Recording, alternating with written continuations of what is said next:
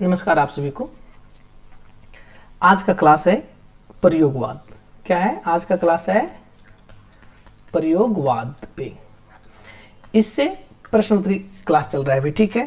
क्या कि प्रयोगवाद आज हो रहा है, उससे पहले प्रगतिवाद करा दिए हैं, उसमें भी 100 प्रश्न करवाए थे, इसमें भी 100 लगभग जाएगा। हाँ, सब किस फॉर्म में है? एमसीक्यू में। और सब जगह पूछा गया प्रश्न है और पूछे जाने वाले बार बार प्रश्न, इसलिए। और इसमें एक चीज और होगा कि जितना भी रचनाकार का नाम आएगा उसमें से गारंटी 100% गारंटी आपको ये आद करा दिया जाएगा, आद करा देंगे सब ट्रिक के माध्यम से, और बार बार रिपीट करके आपको जो आद हो जाएगा। आप लोग देखते रहिए और अच्छा लगे तो अपने दोस्तों तक शेयर भी कीजिए। हाँ, चलिए अब बिना लेट किए हुए चलते हैं थोड़ा।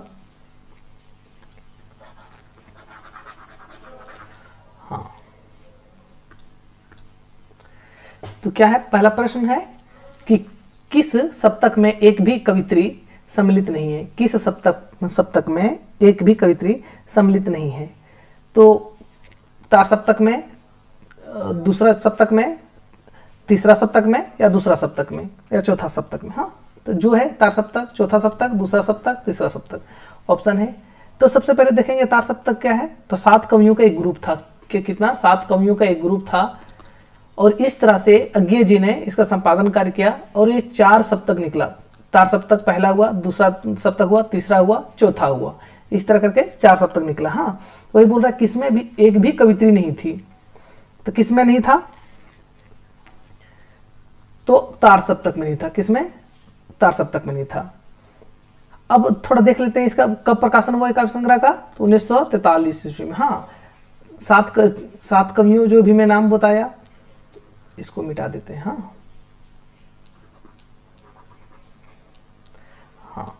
चलिए 7 कवि का नाम बताएं। तो 7 कवि का नाम कैसे याद रखिएगा कि कौन कौन थे तार सप्तक में? तो एक ट्रिक है इसका, ARM, आर्मी, इसको आर्मी पढ़ेगा, ठीक है। आर्मी पंजाब। हाँ, आर्मी पंजाब।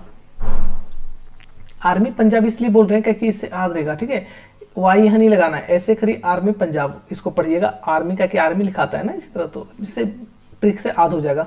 ये से क्या हो जाएगा? अज्ञे हो जाएंगे। क्या? अज्ञे जी हो जाएंगे। आर से रामविलास शर्मा हो जाएंगे। रामविलास शर्मा हो गए। और दूसरा में कौन हो जाएंगे फिर? एम से मुक्तिबोध हो जाएंगे। मुक्तिबोध। और पी से कौन हो जाएंगे? प्रभाकर माचवे। पी से प्रभाकर माचवे।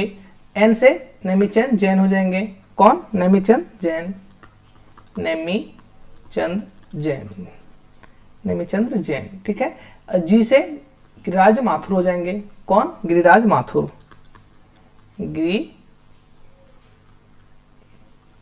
रुकिएगा, इसको थोड़ा जगह नहीं हो रहा है। गिरिराज माथुर हो जाएंगे। और बी से भरतभूषण अग्रवाल हो जाएंगे। कौन हो जाएंगे लास्ट में? भरतभूषण अग्रवाल।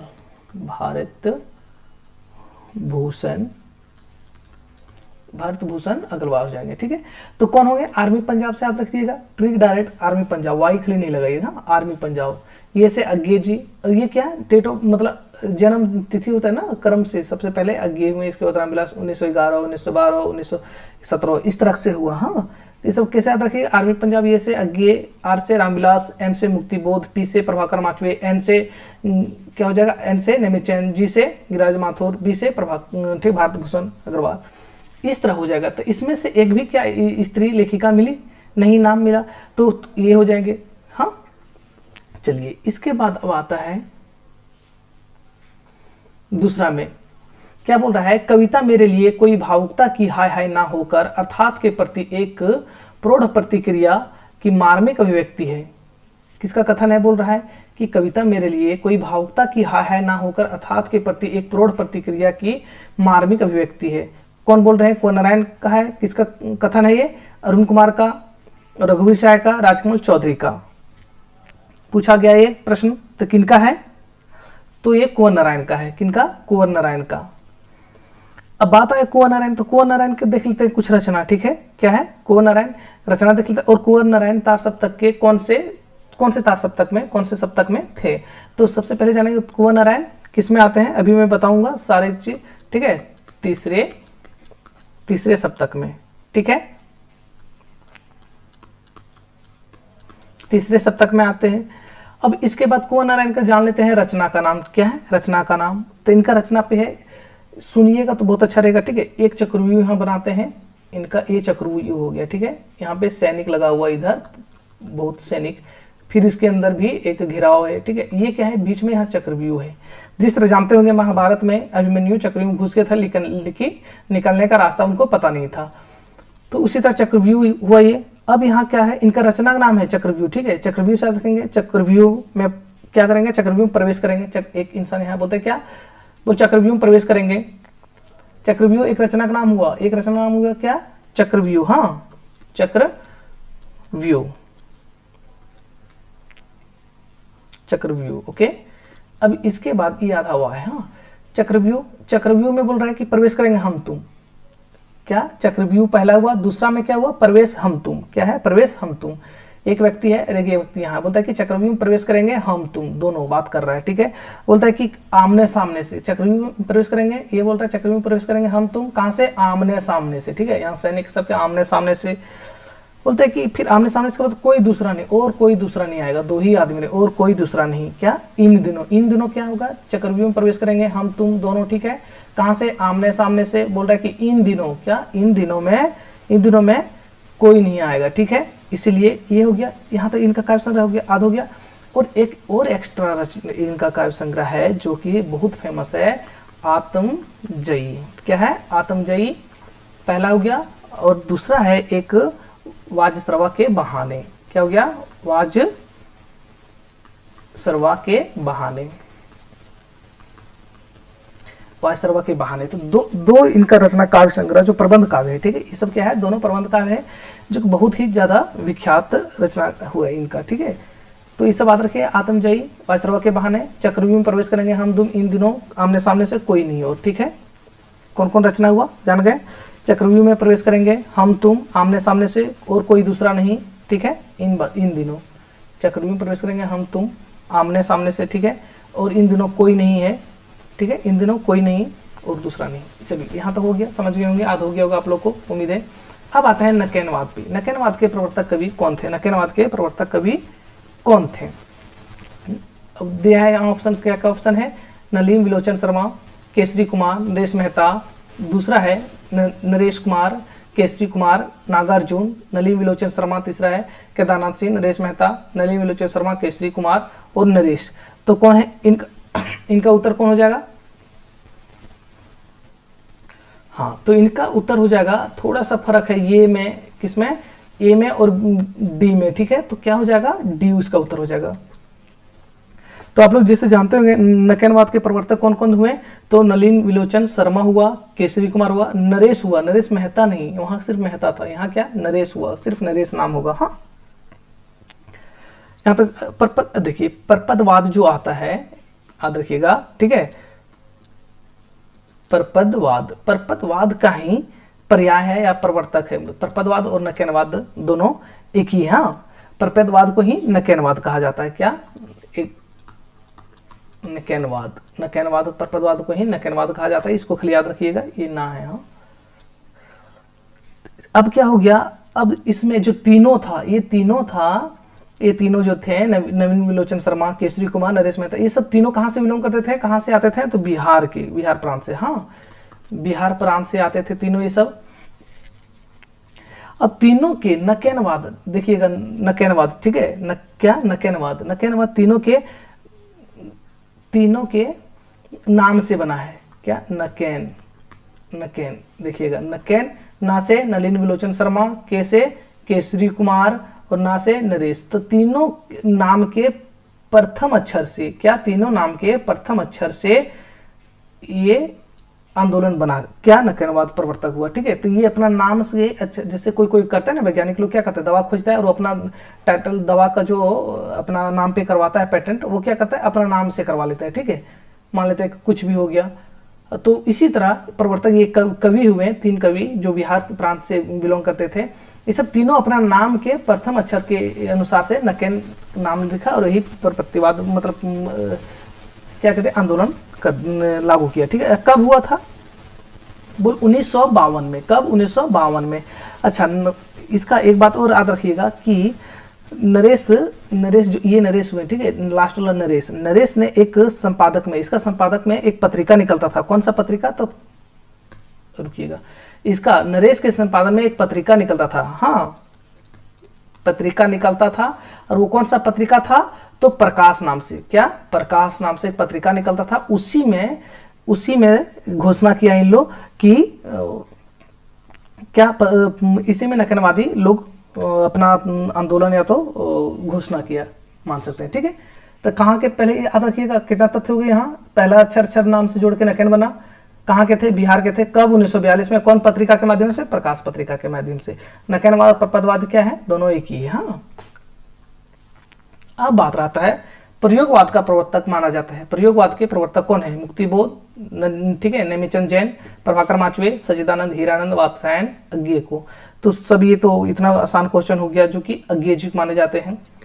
अब अज्ञेय जी माने जाते हैं। अब अज्ञेय जी बारे में थोड़ा हम लोग जान लेते हैं। ठीक है, सबसे पहले अज्ञेय जी का जन्म कब हुआ था? तो 1911 में हुआ था। ठीक है, तो ये क्या हुआ? तार सप्तक के, चारों सप्तक के ये प्रवर्तक हुए और संपादन कार्य इन्हें, ठीक है, इन्होंने नहीं किया। और तार सप्तक में ये तो हो गया तार सप्तक के। इसके बाद अच्छा, अब ये प्रयोगवादी कवि हुए। प्रयोगवादी कवि में सबसे पहले प्रयोगवाद शब्द का प्रयोग किसने किया? प्रयोगवाद शब्द का प्रयोग यदि पूछ दे तो नंद दुलारे वाजपेयी। हाँ, नंद दुलारे वाजपेयी ने किया। और कौन सी रचना से किया था? प्रयोगवादी रचनाएं नाम से किया था। ठीक है, प्रयोगवादी रचनाएं उसका एक निबंध था। ठीक है, वहाँ प्रयोगवादी का नाम इसने सबसे प्रथम प्रयोग किया। अच्छा, यहीं से नंद दुलारे वाजपेयी से एक और तथ्य याद रख लीजिएगा कि प्रयोगवादी नंद दुलारे वाजपेयी ने प्रयोगवादी कवियों को क्या कहा है? तो बैठे ठाले का धंधा कहा है।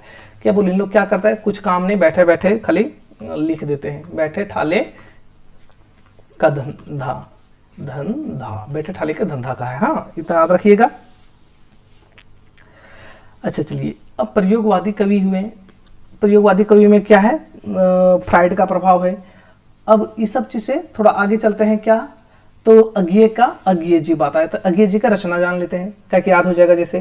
तो क्या हो गया? इनके बहुत सारे रचना के लिए ध्यान से आप लोग रिपीट कीजिएगा। भगनदूत हो गया, चिंता हो गया, इतियलम हो गया, हरिघात छनबर हो गया, बावरा हेरी हो गया, इंद्रधनुष रोंदे हुए हो गया, आंगन के पारदवार, पूर्वा, सुनहले सवाल, कितने नाव में कितनी बार, सागर मुद्रा, पहले मैं सन्नाटा बुनता हूँ, महावृक्ष के नीचे, नदी की बांक छाया, ऐसा कोई घर आपने देखा। ये इतना काव्य संग्रह इनका हुआ। ठीक है, तो कौन कौन से ज्यादा प्रमुख है?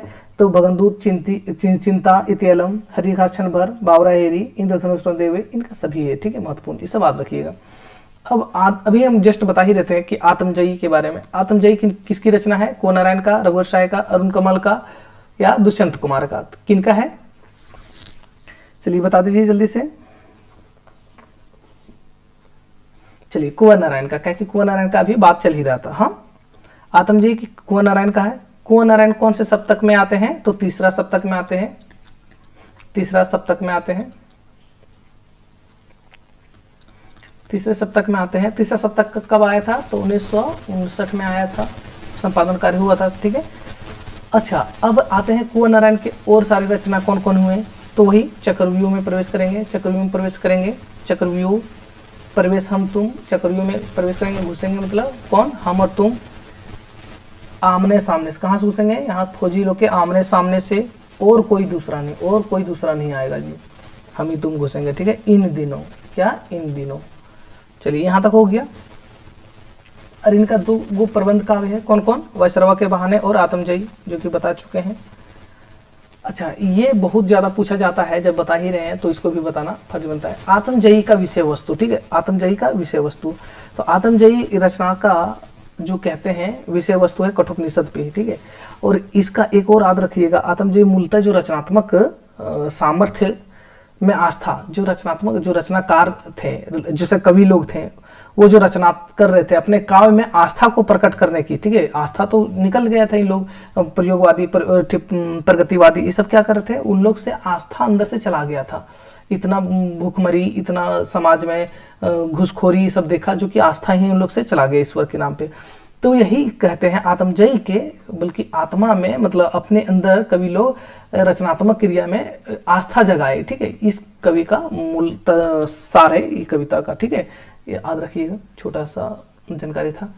अब है हरी घास क्षण भर किसकी रचना है, बोल रहा है हरी घास क्षण भर किसके है, तो कि अभी जैसे मैं सुना चुका हूँ, नरेश मेहता, अज्ञे जी, सरस्वती सक्सेना, शाकुंत माथुर, किसका है, तो अज्ञे जी का है। इसमें कुछ सोचना नहीं, क्योंकि मैं बता चुका हूँ पहले। अब अज्ञे जी का फिर से एक बार रचना नाम सुन लीजिए। अच्छा, ये रचना नाम सुनने से पहले अज्ञे जी को क्या कहा जाता है, शलाका पुरुष भी कहा जाता है। शलाका पुरुष किसका, प्रयोगवाद और नई कविता का, क्या, प्रयोगवाद और नई कविता, क्या, नई कविता का क्या कहा जाता है, दोनों का शलाका पुरुष, ये दोनों का क्या है, मिलाने वाला शलाका पुरुष। हाँ, शलाका पुरुष कहा जाता है। यहां तक समझ गए होंगे। अब अज्ञे का रचना कौन हुआ, फिर से रिपीट कर दे रहे हैं इसलिए क्योंकि आप लोग को याद हो जाएगा इसे। चिंता, इत्यलम, हरी घास क्षण भर, बावरा हेरी, इंद्रधनुष रोंदे हुए, अरे ओ करुणा प्रभाव, ठीक है। इसके बाद आंगन के पार द्वार, पूर्वा, कितने नाव में कितने बार, क्योंकि मैं उसे जानता हूँ, सागर मुद्रा, पहले मैं सन्नाटा बुनता हूँ महावृक्ष के नीचे। बस ये इनका काव्य हो गया। आप लोग यदि वीडियो पहले नहीं देखे होंगे प्रयोगवाद वाला, तो आप लोग प्लेलिस्ट में, चैनल के प्लेलिस्ट में जा सकते हैं, देख सकते हैं, वहाँ सब पढ़ाया गया है। UGC NET, UG, PG, TGT, PT सब सिलेबस यहाँ कंप्लीट कराया जा रहा है। अब अगला क्वेश्चन है कि अगर मैं तुमको ललाती सांझ के नभ की अकेली तारिका अब नहीं कहता, उक्त काव्य पंक्तियां किनकी है। हरी घास क्षण भर यदि आप लोग पढ़े होंगे, हरी घास क्षण भर यदि आप लोग पढ़े होंगे तो याद होगा ये अज्ञे जी का है। हाँ, अज्ञे जी का पंक्ति है। और एक पंक्ति अज्ञे जी का, अब यहाँ पे इसमें कोई ऑप्शन देखना ही नहीं था, कुंवर नारायण है, तो कुंवर नारायण का एक बहुत सुंदर पंक्तियां है, ठीक है, एक बहुत सुंदर पंक्तियां हैं। कवियों का कोई ठिकाना नहीं, ना जाने कितने बार वे अपनी कविताओं में जीते और मरते हैं। किसका है, कुंवर नारायण का ये पंक्ति, याद रखिएगा खाली ऐसे। चलिए अगला क्वेश्चन है, चांद का मुंह टेढ़ा है काव्य संग्रह के रचनाकार कौन हुए। गिरिराज कुमार माथुर, सच्चिदानंद हिरानंद वात्सायन, फिर धरमवीर भारती, गजानन माधव, मुक्तिबोध। चांद का मुंह टेढ़ा है ये हम लोग जानते हैं, मुक्तिबोध का हुआ। चांद का मुंह टेढ़ा का प्रकाशन वर्ष कब है, तो ये 1964 में हुआ। कब, 1964 में हुआ। मुक्तिबोध का है। मुक्तिबोध अपने जीवित रहते समय एक भी संग्रह प्रकाशित नहीं करवा पाए, एक भी काव्य संग्रह को प्रकाशित नहीं करवा पाए मुक्तिबोध। उनके मृत्यु के बाद श्रीकांत जी ने प्रकाशित करवाए हैं। तो इनका दो काव्य संग्रह आता है, चांद का मुंह टेढ़ा है और भूरी भूरी खाक धुली। क्या है, भूरी भूरी खाक धूल है। हाँ, धूल, भूरी भूरी खाक धूल नाम करके है। थोड़ा राइटिंग खराब है, कोई दिक्कत नहीं, हम लोग को समझने से मतलब है। और इसका प्रकाशन कब है, 1980 में है, ठीक है, याद रखिएगा। मुक्तिबोध को कौन है, दो है, चांद का मुंह टेढ़ा है और भूरी भूरी खाक धूली।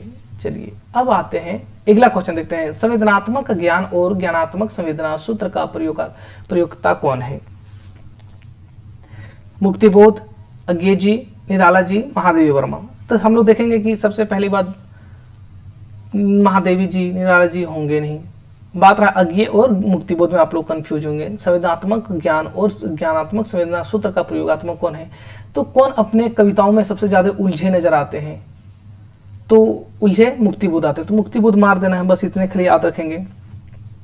इनका कौन रचना है, दो बता चुके हैं, चांद का मुंह टेढ़ा, भूरी भूरी खाक धुली, इनका हो गया। और इनका जो काव्य है मतलब रचना है, अंधेरे में, एक स्वप्न था, ब्रह्म राक्षस, भूल गलती, ठीक है, मेरे लोग, ये सब उनका, लकड़ी का रावण, ये सब उनका काव्य है, ठीक है। कहानी संग्रह यदि मुक्तिबोध का बात आवे, कहानी संग्रह, ठीक है, क्या है, कहानी संग्रह। कहानी संग्रह क्या, कौन कौन से कहानी संग्रह है, तो इनका कहानी संग्रह काठ का सपना है, सतह से उठता आदमी, काठ का सपना और सतह से उठता आदमी, दो हो गए।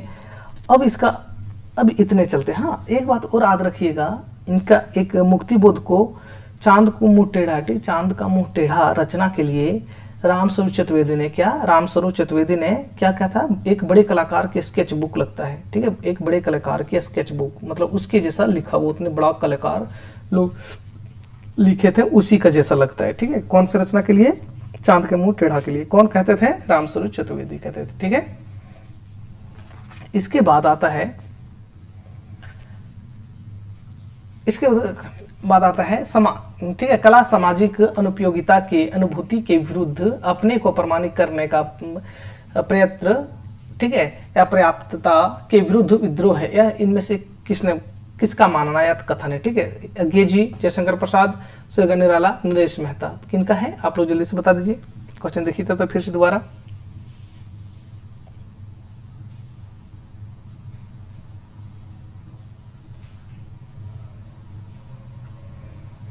चलिए बिल्कुल सही, अज्ञेयजी हुए। कौन हुए, अज्ञेयजी। क्या कहता है, कला सामाजिक अनुपयोगिता के अनुभूति के विरुद्ध अपने को प्रमाणित करने का प्रयत्न अपर्याप्तता के विरुद्ध विद्रोह है, ठीक है, किसका, अज्ञेयजी का है। आते हैं अगला क्वेश्चन में, किस कवि की भावनात्मक और विचारात्मक ऊर्जा अनेक कल्पना चित्रों और फैंटेसियों का आकार ग्रहण करती है, और चित्रों फैंटेसियों का आकार ग्रहण करती है। तो हम लोग जानते हैं फैंटेसी सब कौन, किसका बात हो रहा है यहाँ पे, निराला, पंत, नागार्जुन, मुक्तिबोध। तो ये हम लोग को सोचने की बात है नहीं, फैंटेसी और कल्पना का सहारा कौन ज्यादा लेते हैं, तो मुक्तिबोध लेते हैं, इसी तरह पकड़ लेंगे, ठीक है। आधुनिक हिंदी कविता की महत्वपूर्ण, ठीक है, आधुनिक हिंदी कविता की महत्वपूर्ण कविता मानी जाने वाली रामदास के रचयिता कौन है, रामदास के, रघुवीर सहाय, शिवमंगल सुमन, नागार्जुन और कुंवर नारायण। तो कौन है रामदास के, जल्दी से तब तक सोचिए आप लोग। चलिए बिल्कुल रघुवीर सहाय हुए। कौन, रघुवीर सहाय हुए, रघुवीर सहाय हुए। इनका, अच्छा रघुवीर सहाय से बात है, रामदास तो इनको है ही, यदि इनका और रचना का नाम यदि पूछ दे तो क्या हुआ, सीढ़ियों पर धूप में, क्या है, सीढ़ियों पर धूप हुआ, पहला हो गया। दूसरा है आत्महत्या के विरुद्ध, तीसरा है हंसो हंसो जल्दी हंसो, ठीक है, लोग भूल गए हैं, चौथा है कुछ पते कुछ चिट्ठियां, पांचवा है इसके बाद एक समय था, छठा है। ये सब रचना इनका प्रमुख रचना हुआ, ठीक है। और इसके बाद रामदास तो है ही। कौन कौन हुए, फिर से देख लो। सीढ़ियों के धूप में, एक मान लेते कि एक घर है, ठीक है, ये घर है और एक कोना में सीढ़ी है, एक कोना में यहाँ पे सीढ़ी है और यहाँ अंधेरा रहता है बहुत ज्यादा, ठीक है। तो कैसे याद रखिएगा आप लोग, ये सीढ़ी हुआ। अब क्या है, सीढ़ियों में धूप, क्या है, सीढ़ियों में धूप आत्महत्या के विरुद्ध, यहाँ आत्महत्या करने के लिए बैठा था सीढ़ी पर, ठीक है, बोल सर छत में जाएंगे उधर से कूद देंगे, तो यहाँ समझ गए, सीढ़ियों पे धूप में आत्महत्या के विरुद्ध। फिर जब आत्महत्या करने जाता हूँ तो आधा पागल मानसिक रूप से होते हैं, तो क्या बोलता है, बोलो हंसो हंसो जल्दी हंसो, लोग भूल गए हमको, ठीक है, ये बोल रहा है क्या, लोग भूल गए, कुछ पता और कुछ चिट्ठी, ये सब इनका हुआ रचना, ठीक है। चलिए याद हो गया होगा आप लोग को। अज्ञेय की नदी के दीप कविता में नदी और दीप क्रमशः किसका प्रतीक है, अज्ञेय की नदी और दीप कविता जो है उसमें नदी और दीप किसका प्रतीक है, कवि एवं साहित्य के, प्रवाह एवं चेतना के, जल एवं भूखंड के, समाज एवं व्यक्ति के। जल्दी से बताइए किसका, समाज एवं व्यक्ति की। नदी क्या है, समाज है। नदी क्या होती है, एक जगह ठहरती नहीं, प्रवहमान होती है, ठीक है, क्या, हमेशा चलती बहती रहती है। समाज भी इसी तरह, एक जगह कभी समाज ठहरता नहीं, बढ़ते रहता है आगे की क्रम में वो, ठीक है, इसी तरह हो गया। और दीप क्या है, दीप व्यक्ति से हमेशा चलते रहते हैं, उज्ज्वलित होते हैं, तो उनके।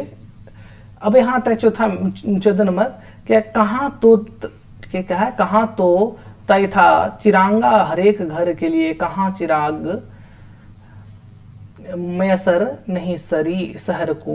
मैसर मतलब चिराग जो उसमें तेल होता है वो, ठीक है, मैसर नहीं शहर के। ये किसका है, महादेवी वर्मा, दुष्यंत कुमार, भवानी प्रसाद मिश्र, त्रिलोचन। तो ये यहाँ पे थोड़ा पंक्ति रह गया उल्टा, नीचे रहता तो ज्यादा अच्छा लगता। ये क्या है, गजल है, क्या है, एक गजल है। कहाँ तो तय था चिरांगा हर एक घर के लिए, कहाँ चिराग मैसर नहीं शहर के लिए, मतलब शहर के लिए ही नहीं तो गाँव के लिए कहाँ आएगा, ठीक है। तो इसके बाद किसका है, दुष्यंत कुमार का। गजल कौन लिखते थे, दुष्यंत कुमार हुए। अब आता है तार सप्तक का संपादन हिंदी कविता के किस युग की शुरुआत से संबंधित है, छायावाद से, प्रगतिवाद से, प्रयोगवाद से, हालावाद से। तो अभी हम लोग क्या कर रहे हैं बता दीजिए। चलिए प्रयोगवादी कर, प्रयोगवाद से शुरुआत है। अब आता है कि निम्नलिखित में से कौन सी कृति सच्चिदानंद हिरण वात्सायन अज्ञे जी की नहीं है? साये में धूप, चिंता, बावराहरी, इंद्रधनुष, रोंदे हुए। तो अभी मैं जस्ट रिपीट किया था, चिंता है, बावराहरी है, इंद्रधनुष, रोंदे हुए। साये में धूप नहीं है, साये में धूप नहीं है। तो साये में धूप किनका है? साये में धूप है दुष्यंत कुमार का, जो यहाँ बताए थे दुष्यंत कुमार। ठीक है, यहाँ क्या था? नहीं, कहाँ चला गया? आगे था ना। हाँ, ये दुष्यंत कुमार, दुष्यंत कुमार के रचना है साये में धूप। ये क्या है? गजल संग्रह। हाँ, चलिए अज्ञे जी का बता ही चुके हैं कि चिंता, बावराहरी, ये सब इन्हीं का रचना है। इसके बाद है प्रयोगवाद के संबंध में कौन सा कथन असंगत है? प्रयोगवाद के संबंध में कौन सा कथन असंगत है? देखिएगा, इसका मंतव्य समस्त परंपराओं का खंडन करके नए तत्वों का अन्वेषण करना है। यह असंगत पूछा है, ध्यान से रखिएगा। इसका मंतव्य समस्त परंपराओं का खंडन करके नए तत्वों का अन्वेषण करना है। यह व्यक्तित्व अनुभूति और समष्टि अनुभूति को एक ही सत्य को दूरपग मानता है। यह मानता है कि बौद्धिकता और काव्यानुभूति से पृथक करके नहीं देखा जा सकता। यह मानता है कि विषय वस्तु की नवीनता ही इसके शिल्प का नया आकार देने के लिए बाध्य करेगी। बता दीजिए कौन होगा? तो गलत पूछा है, तो इसलिए जहां मैं जोर दिया, डबल पढ़ाई इसलिए पढ़ा क्योंकि आप लोग समझ में आ गया होगा। क्या इसका मंतव्य समस्त परंपराओं का खंडन करके नए तत्वों का अन्वेषण करना है। समस्त परंपराओं को खंडन, उसको नकार के फिर उस नए तरह से नई चीज का जन्म देता, ये इनका मानना नहीं था। ये सब चीज में बिल्कुल नहीं इनका था। ठीक है, अच्छा एक चीज और याद रखिएगा, प्रयोगवादी जो थे, प्रयोगवादी का विशेषता यदि पूछ दे, प्रयोगवादी लोग की विशेषता क्या क्या था, तो प्रयोगवादी लोगों का विशेषता क्या क्या था? पहले नंबर में क्या थे? ये सब अहमवादी थे। हाँ, क्या अहमवादी थे? अहमवादी थे, अहमवादी व्यक्ति थे। व्यक्तिवाद, अहमवादी व्यक्तिवाद लिखो या तो व्यक्ति, एक हुआ। दूसरा बात में याद रखिएगा कि सब नग्न अर्थातवाद करते थे। नग्न अर्थातवाद मतलब जो समाज में देखा बिल्कुल इसी तरह हूबहू चित्रित कर दिया। ठीक है, यह है। ठीक है, और ये सब था है अर्थातवाद। और तीसरा एक और याद रखिएगा कि अति बौद्धिकतावादी थे। ठीक है, क्या? अति बौद्धिकता। अति बौद्धिकता मतलब समझ रहे हैं, बुद्धि से काम लेने वाला। अति बौद्धिकता मतलब बहुत बुद्धिमान, मतलब अपने बुद्धियों के द्वारा काम लेने वाला। हाँ, ऐसे भावुकता में दौड़ने वाले ही लोग नहीं थे। चौथा में एक और चीज याद रखिएगा कि यहाँ निराशावाद भी बहुत ज्यादा थे। क्या? निराशावाद। जब आप ज्यादा अर्थातवाद हो जाएंगे तो निराशा होगा ही।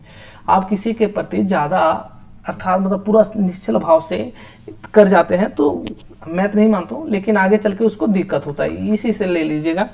ठीक है, एक और याद रखिएगा कि सामान्य विषयों का महत्व देता था। ये मतलब सभी विषयों का महत्व देता था। क्या? सभी विषयों का महत्व देता था। महत्व देता था, सभी विषयों का महत्व देता था। ये सब 5 गो की पॉइंट है। ठीक है, क्या है? ये सब की पॉइंट है। ठीक है, जो प्रयोगवादी बारे में याद रखिए। अहमवादी व्यक्ति थे इन लोग, नग्न अर्थात जो देखा वैसा ही चित्र कर देता था। अधि बौद्धिकता, ये सब बुद्धि से काम लेता था ज्यादा। ठीक है, निराशावादी सब में भरा पड़ता था। कहे कि आप ज्यादा अर्थात किसी ज्यादा सच्चाई हो जाएंगे तो अब निराशा होंगे ही। कहे कि जब तक कल्पना जीवन में नहीं होगा तब तक जीवन सुखी शांति नहीं हो पाएगा। और सभी विषयों का महत्व देता था इन लोग। इतने चीज याद रखिएगा इन लोग के बारे में। अब है निम्नलिखित में से तीसरा सप्तक के कवि हैं। तीसरा सप्तक का कवि है, पहला बता चुके हैं कौन, कैसे याद रखिएगा? आर्मी पंजाब से। तीसरे सप्तक के कवि कौन है? मदन वात्सल, शब्देश भारती, कुंवर नारायण, शकुंत माथुर, कीर्ति चौधरी। ठीक है, बोल रहे कौन है? विकल्प दिया है। क्या है विकल्प में? कौन कौन हुए? य, ब, स, द। अब हम लोग पहले ये जानेंगे कौन कौन हुए। ठीक है, इसके बाद क्या कि यहाँ जगह नहीं हो रहा है, पहले जानेंगे तीसरे सप्तक। तो तीसरे सप्तक का कवि कौन कौन है? पहले तीसरे सप्तक के कवि देखेंगे कौन कौन हुए। ठीक है, तो तीसरे सप्तक का प्रकाशन कब हुआ? 1969 में, 59 में। ठीक है, इसके बाद हम लोग देखेंगे सातों का नाम थोड़ा। ठीक है, पहला में आता है सर्वेश्वर दयाल सक्सेना। क्या? सर्वेश्वर दयाल सक्सेना। हाँ, आधा आधा नाम लिखेंगे, जैसे कि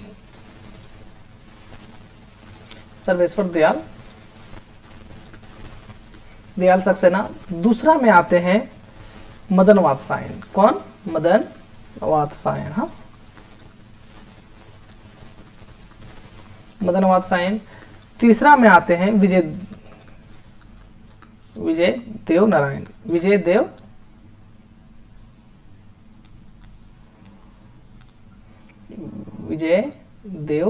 नारायण। चौथा में आते हैं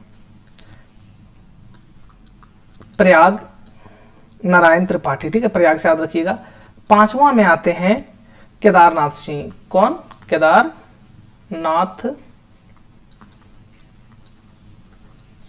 केदारनाथ सिंह आते हैं पांचवा में। छठा में आता है कुंवर नारायण। छठा में कौन आते हैं जी? कुंवर नारायण। सातवां में आते हैं कीर्ति चौधरी। कौन? कीर्ति चौधरी। तो क्या बोल रहा है यहां हम लोग ट्री किसको बनाएंगे? ये 7 लोग हुए। कौन? ये 7 लोग आप लोग को याद हो गया होगा। अब यहाँ हम लोग ट्रिक क्या बनाएंगे? तो हम लोग यहाँ ट्रिक बनाएंगे कि 2-2 नाम लेके। ठीक है, तो जिसको जो नाम लगे, मुझे ये मदन और विजय मेरे दोनों एक भैया हैं। ठीक है, तो वही ले लेंगे, मदन और विजय।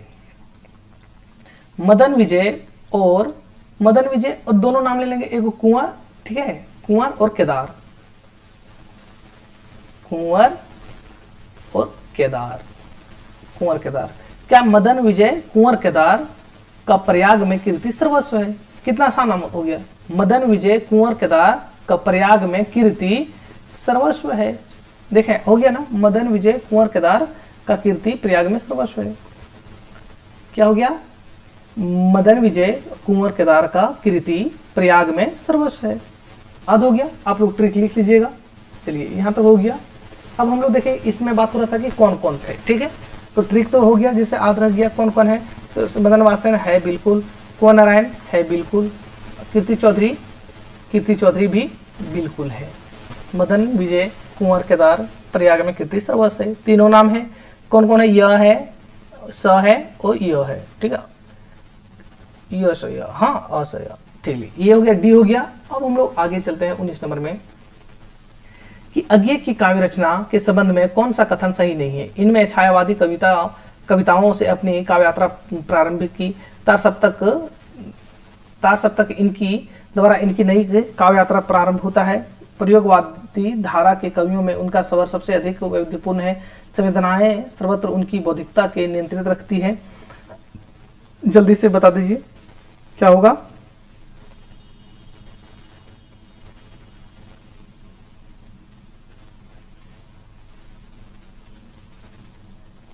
चलिए, ये नहीं होगा, डी नहीं होगा। कैसे? संवेदनाएं सर्वत्र उनकी बौद्धिकता को नियंत्रित रखती नहीं, ये गलत है। संवेदनाएं नहीं रखती है। चलिए, अब अगला क्वेश्चन है, थोड़ा फास्ट करेंगे क्योंकि समय लग जाएगा 100 क्वेश्चन कराने में।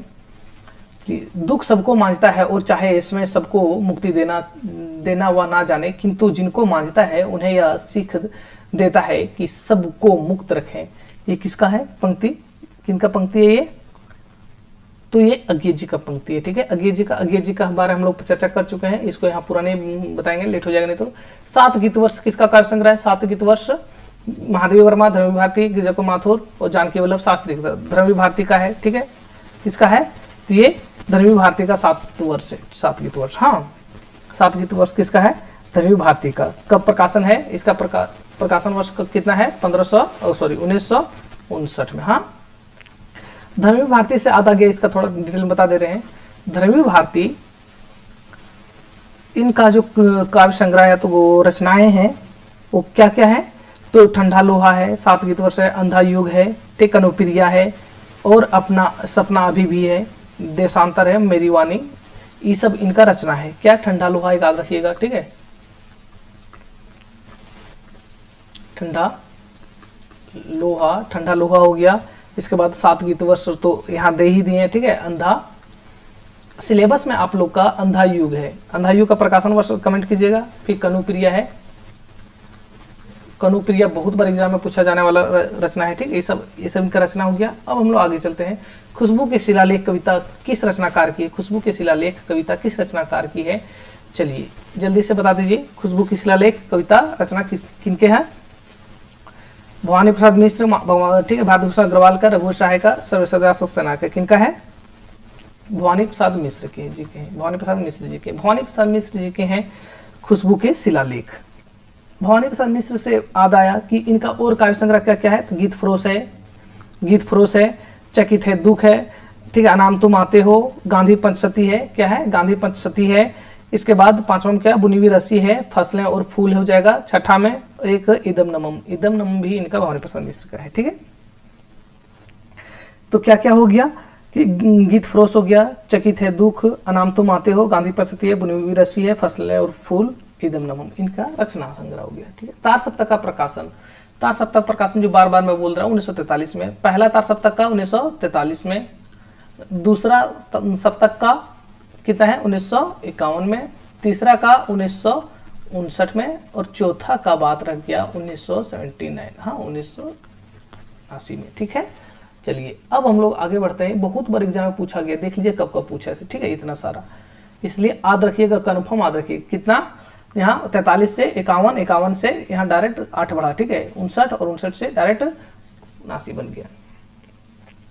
निम्न में से कौन सी रचना सर्वसदाल सक्सेना की नहीं है? किसका? सर्वसदाल सक्सेना का नहीं है। पागल कुत्तों का मसीहा, खुटियों पटने गए लोग, काठ की घंटियां, एक शहर की मौत, इनमें से कौन नहीं है? जल्दी से देखिए, बताइए।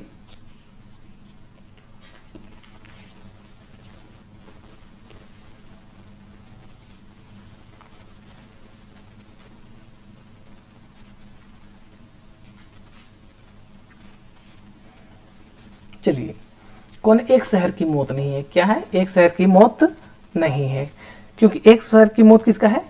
आप लोग को पता होगा, यदि नहीं पता होगा याद रखिएगा, ठीक है, अमृता प्रीतम का है। किसका? अमृता, एक पंजाब प्रांत से एक लेखिका थे, अमृता प्रीतम, बहुत फेमस है, हाँ, अमृता प्रीतम, इनका रचना था एक शहर की मौत, अमृता प्रीतम का, ठीक है।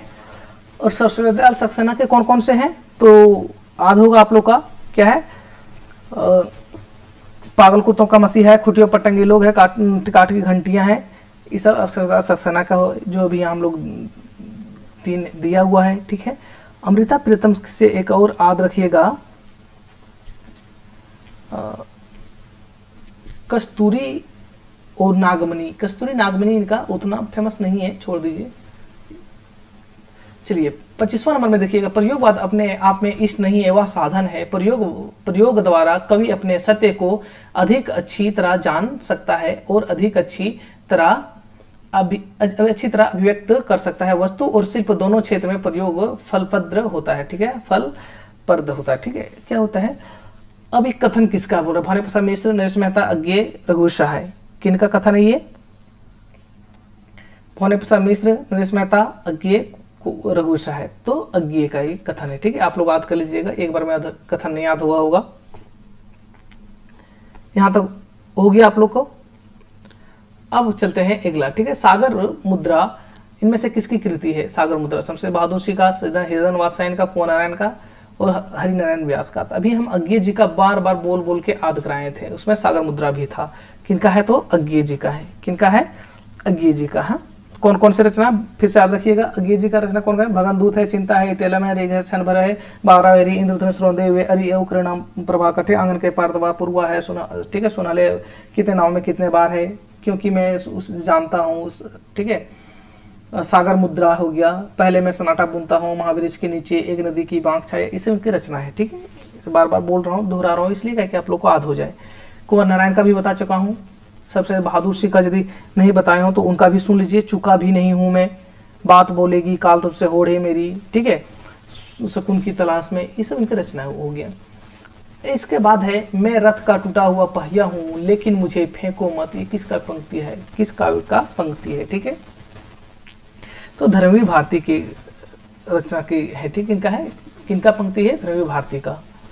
चलिए अगला में जाते हैं, समय ना गवाते हुए। इनमें से किस कृति की रचना का आधार कठोपनिषद है? तो मैं बता चुका हूं, आत्मजयी जो कि कठोपनिषद पे है, नचिकेता के प्रसंग पे लिखा गया है, कुंवर नारायण का, ठीक है। अब इनमें से किस कृति की रचना का आधार कठोपनिषद है? अच्छा, एक ही रचना, क्वेश्चन दो बार हो गया। कल की बाजरे में कल की बाजरे की में सृष्टि के ऐश्वर्य और औदार्य, ठीक है, क्या है, औदार्य के विस्तार का प्रतीक बाजरे की कलगी के अलावा और किससे माना गया है? ठीक है, बिछली घास से, जूही की फूल से, नव की अकेली तारिका से, टटकी कली चंपे की, निहार नहीं, किससे माना गया है? तो बिछली घास से माना गया। क्या जी? बिछली घास से माना गया है। आप रखिए, यदि पढ़े होंगे तो, नहीं तो पढ़ाया जाएगा। कविता पूरा बने रहिए, अपने दोस्तों तक शेयर कीजिए, लाइक कीजिए। आप लोग के सपोर्ट के बिना कुछ नहीं है। आप लोग का चैनल है, जो बोलते हैं वही पढ़ाया जाता है। यहाँ पे जो भी पढ़ना होगा आप लोग बता दीजिएगा, 100% पढ़ाया जाएगा। हाँ, चलिए, परपदवाद किसका पर्याय है? तो जो बता ही चुके हैं, परपदवाद किसका पर्याय है? नकनवाद को ही परपदवाद कहा जाता था। ठीक है, यहाँ तक तो कोई समस्या ही नहीं। कब हुआ था वो भी बता चुका हूँ, 1956 में हुआ था। ठीक है, कौन 3 लोग थे? बिहार प्रांत से हुए थे, नकनवाद से। ठीक है, नलिनी शर्मा हो गया, कैसे केसरी कुमार ना से, नरेश मेहता नहीं, सिर्फ नरेश, हाँ सॉरी, ये 3 अक्षर बनाकर हुआ था। कौन सी कविता के माध्यम से हुआ? पत्रिका के माध्यम से हुआ था, तो प्रकाश पत्रिका के माध्यम से हुआ था। ये सब चीज मैं बता चुका हूँ। निम्नलिखित में से कौन परपदवादी कवि नहीं है? परपदवादी कवि नहीं, नलिनी शर्मा थे, केसरी कुमार थे, नरेश थे, गिरजा कुमार माथुर ये नहीं थे। ठीक है, गिरजा कुमार माथुर नहीं थे। अब बोल रहा है कि इनमें से कौन सा कवि नकनवाद से जुड़ा हुआ है? केसरी कुमार, केदारनाथ सिंह, नरेश मेहता, केदारनाथ अग्रवाल। तो नरेश मेहता है, तो मेहता नहीं बोले थे, तो केसरी कुमार सिर्फ होगा। ठीक है, चलिए यहां तक हो गया। जिस तरह हम बोलते हैं उस तरह तू लिख, और उसके बाद भी हमसे बड़ा तू दिख, ये पंक्तियां किसका है? धूमिल, केदारनाथ सिंह, गिरजा माथुर, भवानी प्रसाद मिश्र। चलिए जल्दी से सोच के बताइए।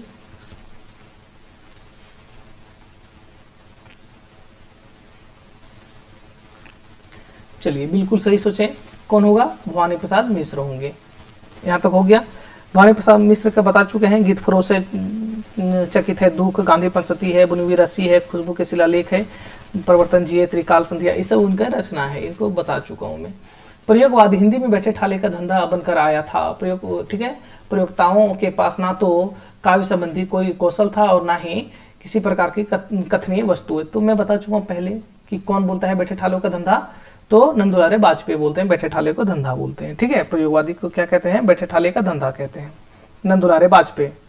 लेकिन यह डॉक्टर नगेंद्र क्या कहते हैं? डॉक्टर नगेंद्र क्या कहते हैं कि प्रयोगवादी शैलीगत विद्रोह है। क्या है? प्रयोगवादी कैसा था? कि शैलीगत विद्रोह, हाँ शैलीगत विद्रोह थे। शैलीगत विद्रोह मतलब लिखने का शैली में उसके विद्रोह है, मतलब जो पहले चला रहा है उसको नकार के अपने तरह से लिखना। ठीक है, शैलीगत विद्रोह है। डॉक्टर नगेंद्र बोले। रामविलास शर्मा अच्छा क्या बोले? तो रामविलास शर्मा बोलते हैं कि इन लोग क्या थे, वो जो पुराने तरीके से आ रहा था चले हुए उसको छोड़ के ये क्या नए, ठीक है, नए मार्ग का अनुसंधान। नए मार्ग का अनुसंधान मतलब नए रास्ता का तलाश करने के लिए व्याकुल है। मतलब ये सब नए रास्ते के लिए, नए मार्ग या तो रास्ते जो लिखे, नए मार्ग का, सॉरी क्या हो गया, हाँ नए मार्ग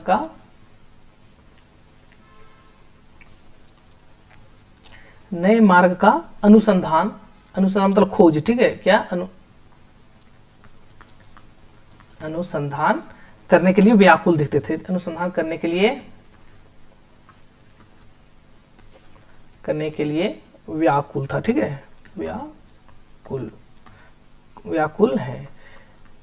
इतने खाली याद रखिएगा, इतने से पकड़ लीजिएगा। ठीक है, कि रामविलास शर्मा का क्या चीज था।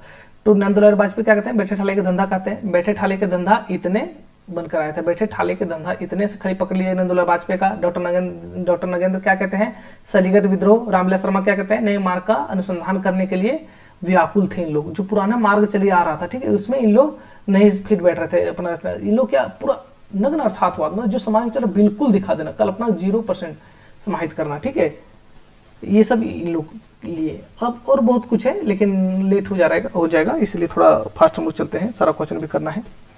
चलिए क्या बोलता है? शुद्ध कला के पाखी। क्या है? शुद्ध कला के पाखी कहते हैं उस पार की पंक्ति के रचयिता कौन है? रामधारी दिनकर, नागार्जुन, अभिलाष शर्मा, मुक्तिबोध। कौन है? जल्दी से बता दीजिए। तो रामविलास शर्मा जी के हैं। किनका है? रामविलास शर्मा का है इनका। ये पंक्ति किनका है? रामविलास शर्मा का है। शुद्ध कला के पाखी कहते हैं उस पार की, किनका पंक्ति है? तो रामविलास शर्मा जी का है। चलिए रामविलास शर्मा बारे में आप लोग आदि होगा सब कुछ। निम्नलिखित में रचना और रचनाकारों में असंगत युग्म का चयन कीजिए। ठीक है, हे मेरी तुम, केदारनाथ अग्रवाल। फूल नाम है एक, त्रिलोचन। नीली, ठीक है, नीली रेखा तक, भवानी प्रसाद में। लोग भूले, ठीक है, भूलू गए, ये थोड़ा यहाँ टाइपिंग मिस्टेक हो गया। ठीक है, लोग भूल गए हैं, भूलू नहीं, भूल गए। हाँ, समझदार सक्सेना किनका है ये, तो बता दीजिए जल्दी से कौन सा गलत है। तो जो टाइपिंग में गलती है वही चीज़ है, हाँ यही गलत है। क्या कि हे मेरी तुम, मार प्यार की थापें, कहे केदार खरी खरी, ये सब किनका है, केदार अग्रवाल के। फूल नाम है एक त्रिलोचन का है। नीली रेखा तक भवानी प्रसाद मिश्र के हैं। अब आता है अगला में, ठीक है, निम्नलिखित काव्य ग्रंथ का सही अनुक्रमण, मतलब क्रम के हिसाब से लगाना है। उदिता, चांद का मुंह टेढ़ा है, चिंता, संसद से सड़क तक। तो बताए थे चांद का मुंह टेढ़ा कितना, 1964 में। जिसका जानते हैं उसको पहले लगा लीजिए। ठीक है, चांद का मुंह टेढ़ा है 64 में हो गया। इसके बाद संसद से सड़क तक धूमिल की रचना है, आप लोग 1972 में, बहुत फेमस रचना है, ये आप लोग को याद होगा जहां तक उम्मीद है। और चिंता आ जाता है, चिंता किनका है, तो अज्ञेय जी का है। चिंता सबसे पहले रचना उनका है। ठीक है, भगनदूत चिंता क्या है, भगनदूत चिंता, भगनदूत के बाद चिंता है। तो चिंता का कब हो गया, 1942 में। अब आ गया उदिता। उदिता शमशेर बहादुर सिंह का रचना है, जिसका प्रकाशन वर्ष आप लोग बेसिकली नहीं जानते होंगे। ठीक है, जब नहीं जानते हैं तो 3 गो में से ट्राई करना है क्रम लगा के। ठीक है, तो क्या है, चिंता पहले है, इसके बाद क्या आ जाएंगे, चिंता है पहले, मतलब दूसरा नंबर में चिंता आएगा, किसी भी तरह लगा के देख लीजिए।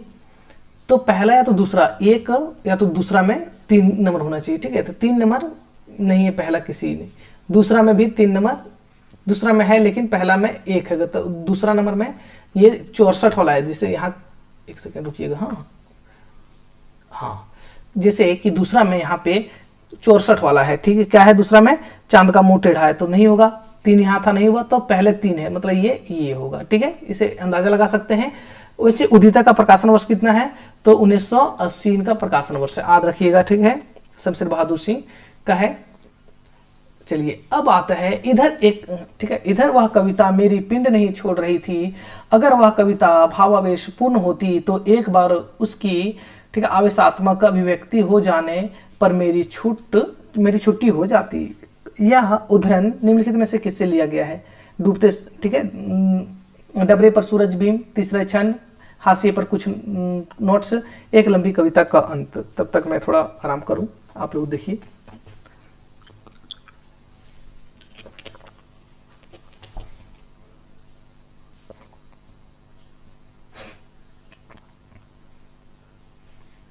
हाँ चलिए, किसका है, तो एक लंबी कविता के अंत है। ठीक है, ये किसका है, मुक्तिबोध का। किनका है ये, मुक्तिबोध का है। हाँ, मुक्तिबोध,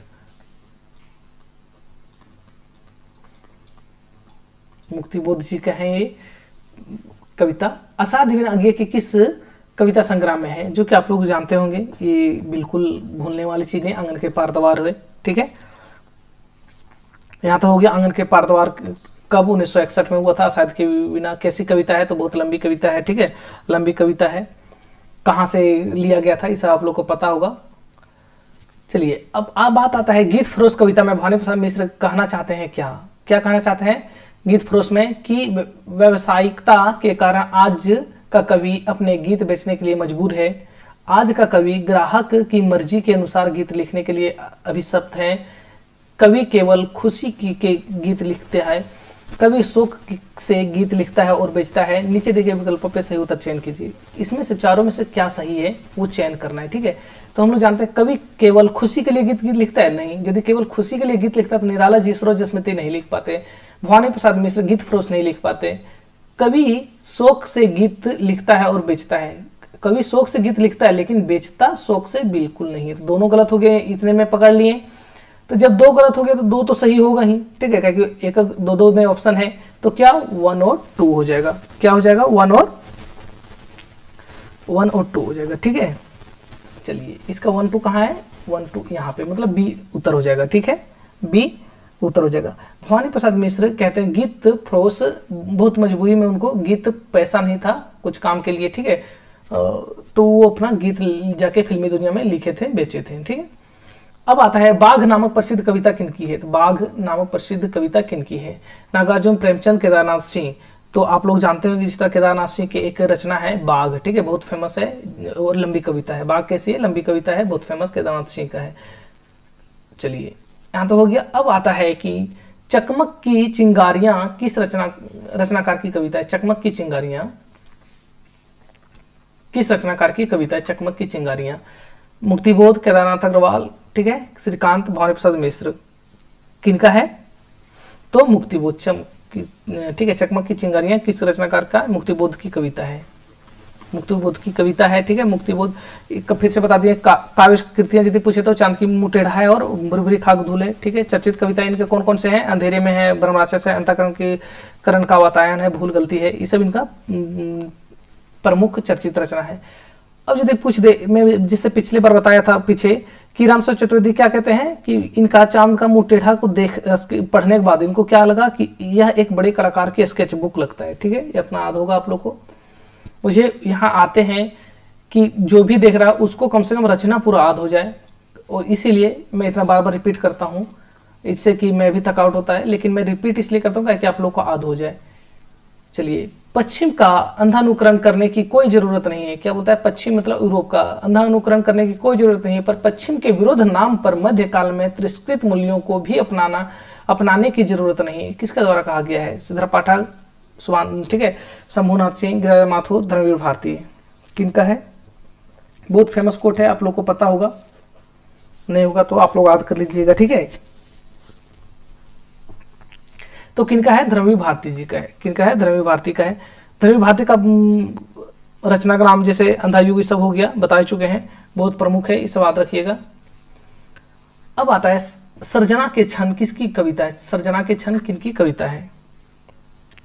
सर्जना के क्षण अज्ञेय की है। किनका? सर्जना के क्षण अज्ञेय का है, ठीक है। अज्ञेय को क्या प्रयोगवाद का नई कविता का शलाका पुरुष कहा जाता है। इनका प्रमुख कविता जो चर्चित कविताएं मान लेते हैं, असाध्य विनायक, कल की बाजरे है, सांप नदी द्वीप है, ठीक है, सांप है, नदी के द्वीप है, हरिगा भरे, ये सब तो जानते ही होंगे। संगीनों का साया, संगीनों का साया किसका काव्य संग्रह है? राहुल सान कहते हैं प्रभाकर माचवे अज्ञेय अष्टपाल का। किनका है जी? तो प्रभाकर माचवे का है संगीनों का साया। अब आता है निम्न में से कौन सी शंभुनाथ सिंह द्वारा रचित कृति नहीं? शंभुनाथ सिंह द्वारा रचित नहीं है। रूप रश्मि, देशांतर, ठीक है, तुम जानो या मैं जानू, समय की शिला। तो क्या है? शंभुनाथ सिंह द्वारा रचित बोला है, शंभुनाथ सिंह द्वारा रचित बोला है। देख लीजिए आप लोग तब तक।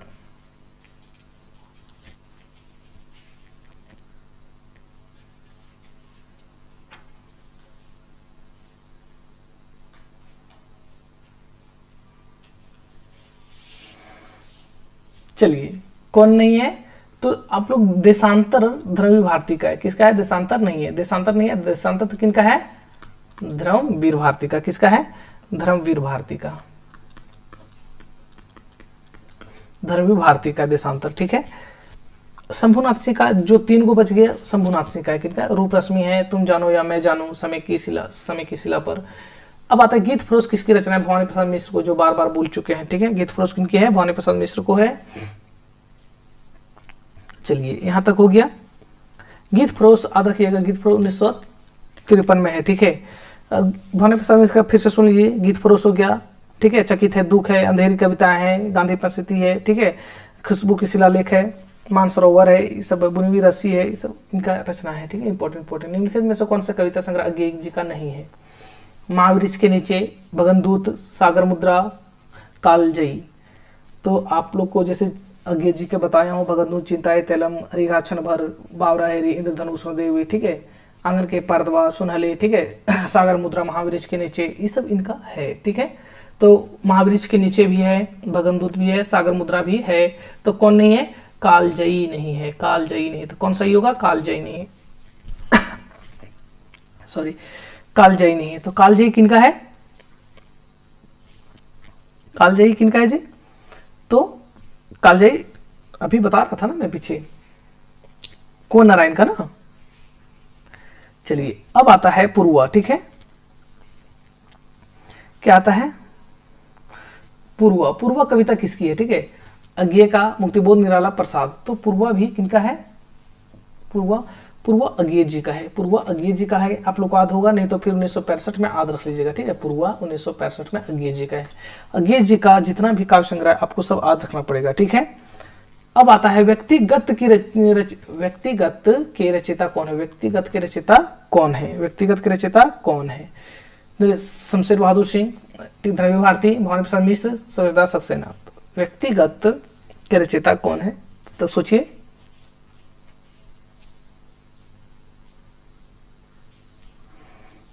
किसका है? भवानी प्रसाद मिश्र का है। ठीक है, व्यक्तिगत। अच्छा, भवानी प्रसाद मिश्र से याद आया तो भवानी प्रसाद मिश्र को याद रखिएगा। ठीक है, कविता का गांधी किसने कहा है? उदय प्रकाश ने कविता का गांधी कहा है। भवानी प्रसाद मिश्र को क्या कहा है? कविता का गांधी, कविता के गांधी, हाँ, या का गांधी, जो भी हो, कविता के गांधी। किसने कहा है कविता का गांधी? उदय प्रकाश ने कहा है। क्या? उदय प्रकाश ने कहा है कविता का गांधी। ठीक है, इतना तक याद हो गया होगा आप लोग को। भवानी प्रसाद से फिर रिलेट कर लीजिए। भवानी प्रसाद किसमें से, कौन से सप्तक के थे? तो दूसरे सप्तक के कवि थे। ठीक है, यहाँ तक हो गया। कमल के फूल, सतपुड़ा के जंगल, ठीक है, टूटने का सुख, गीत फरोश, इनके काव्य संग्रह है महत्वपूर्ण। महावृक्ष के नीचे, मैं बार बार महावृक्ष के नीचे दोहरा रहा था, तो अज्ञेय का आप लोग पकड़ लिए होंगे। चलिए, निम्नलिखित में से कौन दूसरे तार सप्तक के कवि नहीं? दूसरे तार सप्तक के कवि नहीं है। अज्ञेय जी, शमशेर बहादुर सिंह, भवानी प्रसाद मिश्र, हरिनारायण व्यास। तो भवानी प्रसाद, सॉरी, हाँ, चलिए, कौन है तार सप्तक के कवि नहीं है? दूसरे तार सप्तक के, हाँ, चलिए, कौन नहीं है? अज्ञेय जी, क्योंकि पहला अज्ञेय जी पहला का है। जिसे आर्मी पंजाब बोला था ना, आर्मी PNG पंजाब, पहला मतलब ए से अज्ञेय जी, तो पहले अज्ञेय जी हो गए, इसके बाद हुए, तो अज्ञेय जी कहाँ? पहला में, ना कि दूसरा में, तो इसलिए अज्ञेय जी गलत हो गए। अब बात रहा कि दूसरा में, तो दूसरा में कौन कौन आएगा जी? तो दूसरा में कौन कौन आएगा? दूसरा 1951 में, दूसरा में शमशेर बहादुर सिंह आ जाएगा, भवानी प्रसाद मिश्र आ जाएगा, सांकुत माथुर, हरिनारायण व्यास, नरेश मेहता, द्रव्य भारती, रघुवीर सहाय। ठीक है, चलिए, यहाँ तक हो गया होगा। इसका मैट्रिक याद था, लेकिन मैं भूल गया हूँ। यदि याद आवे तो मैं कमेंट में करके रख दूंगा, देख लीजिएगा, आप लोग नोट कर लीजिएगा। दूसरा सप्तक का प्रकाशन कब हुआ है? जो कि मैं पहले बता चुका, अभी जस्ट लिख ही दिया था। कब हुआ था? 1951 में। ठीक है, अब आता है, देख रहे हैं ना कितना बड़ा बड़ा एग्जाम में पूछा जा रहा है, असिस्टेंट प्रोफेसर में, तो ये सब चीज याद रखिएगा। हाँ, जिंदगी निष्क्रिय बन गई तलघर, अब तक क्या किया, जीवन क्या जिया, ये किसका पंक्ति है? किनका काव्य पंक्ति है ये? बता दीजिए जल्दी से। मुक्ति बोध का है। ठीक है, किनका है? मुक्ति बोध का। धूमिल का रघुवीर सहाय, नागार्जुन का तो हो ही नहीं सकता, रघुवीर सहाय का इस तरह नहीं है, धूमिल का तो नहीं है, लेकिन उनका भी बहुत व्यंग्यात्मक होता है। ठीक है, चलिए, नागार्जुन की बात आवे तो जो उनका है, कई दिन तक चूल्हा रहा, चक्की रही उदास, ये सब उनका आ जाएगा। ठीक है, और रघुवीर सहाय का यदि बात करें तो रघुवीर सहाय, जहाँ तक मैं याद कर पा रहा हूँ, ठीक है, राष्ट्रीय गीत में भला हुआ कौन भारत भाग्य विधाता है, इस तरह करके पंक्ति था। ठीक है, धूमिल का सबसे चर्चित पंक्तियों में से है, कविता भाषा में आदमी होने का तमीज है, याद रख लीजिएगा।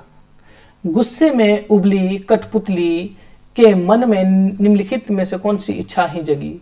आगे पीछे के धागों तोड़ दो, ठीक है, अनचाहा नृत्य करने दो, मुझे मेरे पाँव पर छोड़ दो, अपने मन की छंद छूने दो। ठीक है, तो बताइए, चलिए, प्रयोगवाद से जोड़ के देखिएगा, आ जाएगा उत्तर।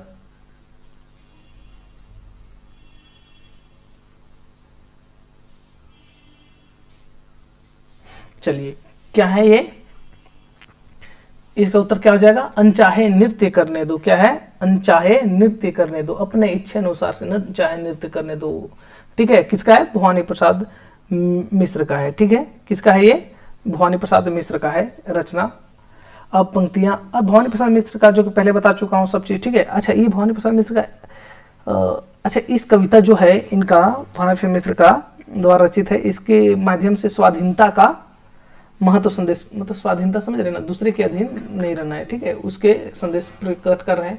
आकाश का साफ, ठीक है, आकाश का साफा बांधकर सूरज की चिल्लम खींचता हूं। आकाश का साफा बांधकर, साफा चिल्लम खींचना समझ रहे हैं जी?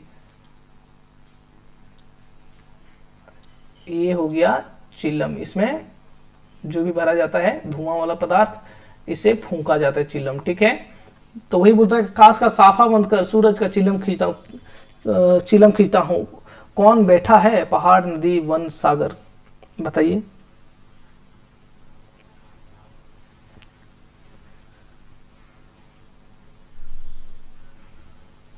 चलिए कौन, पहाड़, क्या होगा, पहाड़ होगा। हाँ, सरसदास सक्सेना की रचित शाम एक किसान से ली गई है। कहाँ से, शाम एक किसान से, ठीक है। रचना का नाम है शाम एक किसान से लिया गया। किसान पहले क्या करते लोग, चिलम फूकते थे, ठीक है। यहाँ पे क्या है, याद रखिएगा, पहाड़ को एक किसान के रूप में दिखाया गया। पहाड़ मतलब किसान, कौन बैठा है मतलब कौन खींच रहा है, पहाड़, पहाड़ मतलब यहाँ किसान, ठीक है। किसान से ले लीजिएगा, ठीक है। चलिए अब इसमें और बहुत तरह हो गया। और नदी और सागर, यहाँ नदी और सागर क्या हो गया, नदी और, ठीक है, नदी को चादर, सॉरी, नदी को चादर, छोड़िए इतना भी कविता नहीं है तो फिर यहाँ एक्सप्लेन करना नहीं अच्छा लगता, पढ़ाएंगे तब बताएंगे, ठीक है। अंधेरे में कविता की अंतिम पंक्तियों उस अस्मिता या, ठीक है, आइडेंटिटी की खोज की ओर संकेत करती है जो आधुनिक मानव की सबसे उज्ज्वलंत समस्या है। निसंदेह इस कविता का मूल कथ्य है अस्मिता की खोज। अंधेरे में कविता के विषय में यह कथन किसका, अस्मिता की खोज, ठीक है। अस्मिता की खोज से पकड़ लीजिएगा, किसका कथन है, रामविलास शर्मा, नामवर सिंह, निर्मला जैन, ठीक है, और विश्वनाथ त्रिपाठी। किनका है, बता दीजिए जल्दी से।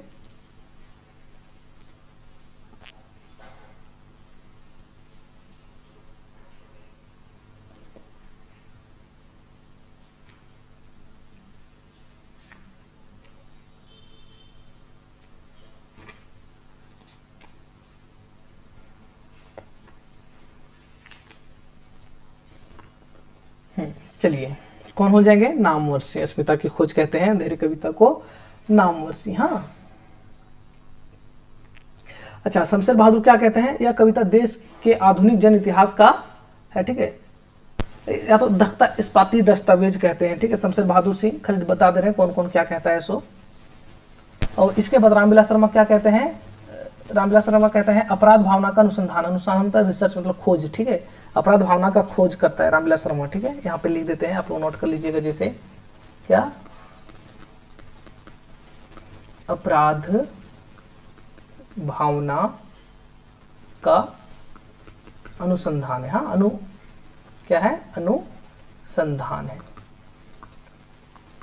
अनुसंधान मतलब रिसर्च होता है इंग्लिश में, और खोज कह सकते हैं हिंदी में। हाँ, खोजा जो जा चुका है उसी को दोबारा खोजना था, अनुसंधान, ये हो गया। नामवर्षी जो कहते हैं अस्मिता की खोज हो गया, ठीक है। इसके बाद प्रभाकर माचवे, साथ रखिएगा, लावा कहते हैं। प्रभाकर माचवे यहाँ नाम नहीं है, प्रभाकर माचवे क्या कहते हैं, प्रभाकर माचवे क्या कहते हैं, लावा कहते हैं, ठीक है।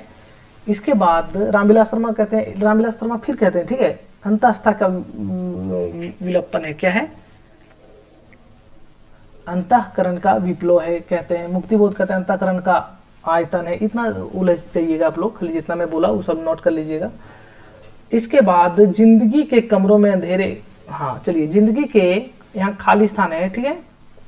जिंदगी के कमरों में अंधेरे कोई एक लगातार लगाता है चक्कर, आवाज पैरों की देती है सुनाई बार बार बार अंधेरे में। कविता के प्रारंभिक पंक्तियों के संदर्भ में त्रुटिपूर्ण कथन है, क्या है, कविता का आरंभ काव्यशैली का रचनात्मक मात्रा है।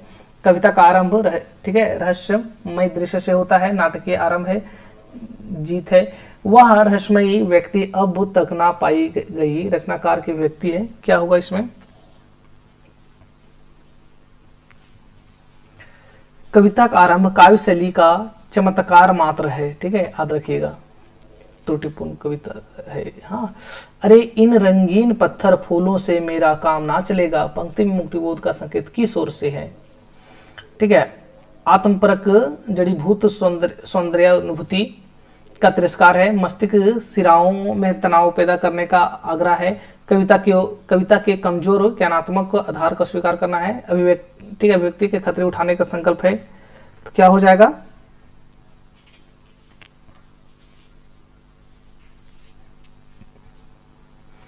अरे इन रंगीन पत्थरों फूलों से मेरा काम नहीं चलेगा।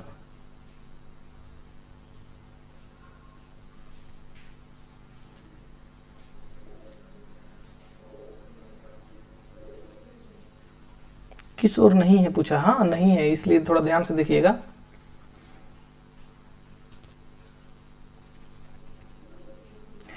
यहाँ पे क्या बोल रहा है, कविता कमजोर ज्ञानात्मक आधार का स्वीकार है, नहीं, बिल्कुल स्वीकार नहीं है बोल रहा है। हाँ, नहीं यहाँ लगेगा तब सही होता, ठीक है। चलिए यहाँ तक हो गया। इसके बाद इसको ज्यादा हम लोग अंदर नहीं जाते हैं इसमें। निम्नलिखित में से कौन सा कवि तीसरे तार सप्तक का कवि नहीं है, ठीक है। कीर्ति चौधरी, द्रव्य भारती, सरदार सक्सेना, विजयनारायण शाही। तीसरे सप्तक का कैसे याद कराए थे, मदन विजय, कुंवर केदार का प्रयाग में कीर्ति सर्वस्व है, ठीक है। तो धर्मवीर का नाम नहीं आया, नहीं, तो ये कितना में आता है, ये दूसरा में आते हैं, ठीक है। तो यहाँ पे हो गया, कौन उत्तर होगा सो जान गए। अंधेरे में नामक प्रसिद्ध कविता के रचयिता कौन है, अंधेरे में कौन हुए, अंधेरे को इसको बताने का जरूरत भी नहीं, आप लोग इतना जानते ही होंगे, ठीक है, जो बार बार हम बोल चुके हैं। अंधेरे में किसका है, चलिए अब आता है सरदार सक्सेना किस सप्तक के कवि हैं।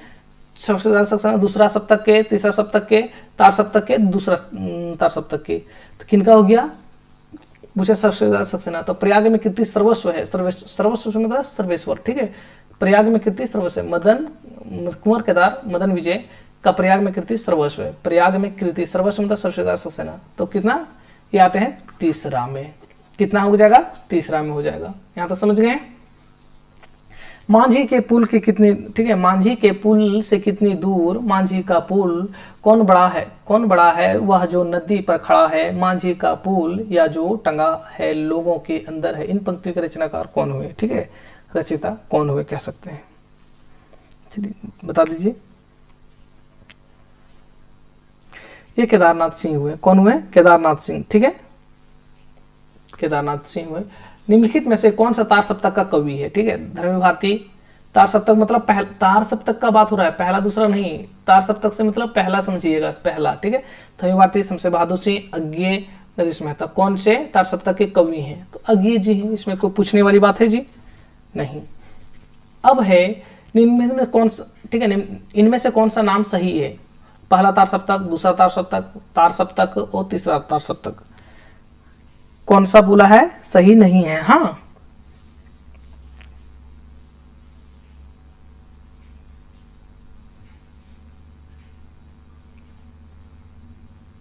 चलिए कौन सा नहीं है, तार सप्तक। हाँ, लेकिन यहां पे थोड़ा पहला तार सप्तक नहीं, तार सप्तक ही होना चाहिए, लेकिन चलिए ठीक है, कोई दिक्कत नहीं, समझ गए आप लोग। धर्म भारती के संदर्भ में क्या सही नहीं है, वे व्यक्ति स्वतंत्रता के विरोधी कवि हैं, वे व्यक्ति स्वतंत्र के पक्षधर कवि हैं, वे किशोर भावुकता के लेखक हैं, वे मिथकीय संदर्भों पर आधारित कविता लिखने के वाले कवि हैं। क्या हो जाएगा, याद रखिएगा, धर्म भारती व्यक्ति स्वतंत्रता के विरोधी कवि नहीं पूछा है, ठीक है, नहीं पूछा है, विरोधी कवि है, तो कोई विरोधी कवि कैसे हो सकता है, ठीक है, व्यक्ति स्वतंत्र का विरोधी कवि कौन हो सकता है, तो इसलिए ये गलत है। हाँ, चलिए यहां तक हो गया।